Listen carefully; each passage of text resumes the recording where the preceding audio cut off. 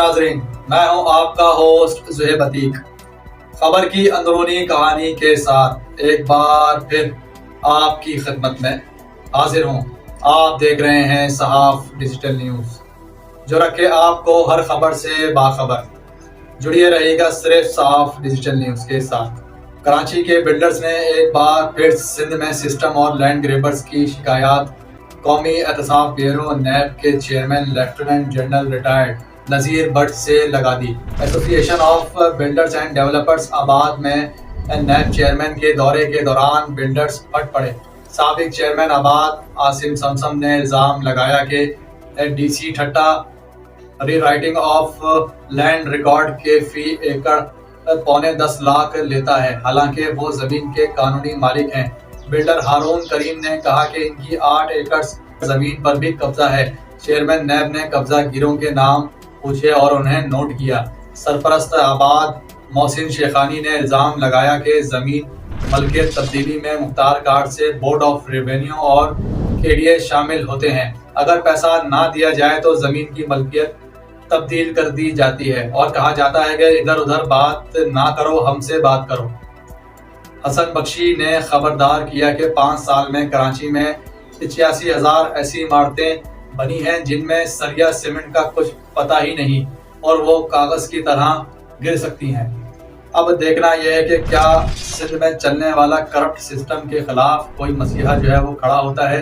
Chairman नैब को builders हजरात की जानिब से तहरीरी दरख्वास्त तो की जाती थी, लेकिन अब रूबरू जो है वो आमने सामने जो है वो वर्बली भी और मुंह ज़बानी भी जो है वो बता दिया गया है कि कराची का इंफ्रास्ट्रक्चर तबाह होने जा रहा है।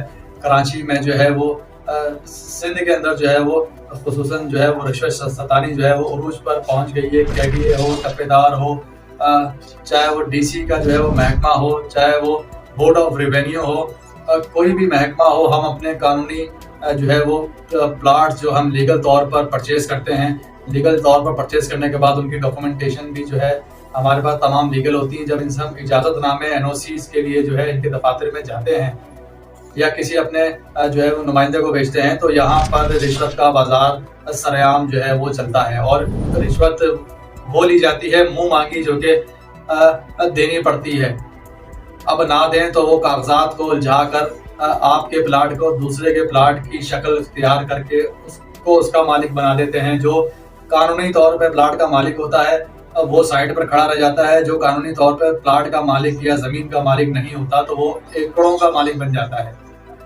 तो सिंध में जो सिस्टम राइज हुआ हुआ है, इसके खात्मे के लिए बिल्डर्स हजरात ने जो है वो चेयरमैन नैब को तहरीरी दरख्वास्त और तहरीरी शिकायत के साथ साथ रूबरू भी जो है वो आमने सामने भी पेश होकर भी उनको जो है वो शिकायत की हैं। और सिस्टम चलाने वाले और सिस्टम की बहती गंगा में हाथ धोने वाले और सिस्टम से इस्तेफादा हासिल करने वाले और इनके सहूलतकार जितने भी इसमें मुलविस हैं, तमाम के नाम चेयरमैन नैब को नोट करवाए हैं। अब देखना यह है कि क्या चेयरमैन नैब कोई इस्लाहाती या इनके साथ इंसाफ का तकाजा जो है वो किया जाता है। क्या सिस्टम में राइज और बराजमान जो सिस्टम को चला रहे हैं सिंध भर में और कराची भर में, क्या इनका खात्मा यकीनी होता है या खात्मा यकीनी नहीं होता तो इनको लगाम डाली जाती है या नहीं। ये तो आने वाला वक्त ही बताएगा कि सिस्टम की जीत होती है या फिर जो है वो इदारों की हार होती है। ये तो आने वाला वक्त ही बताएगा कि क्या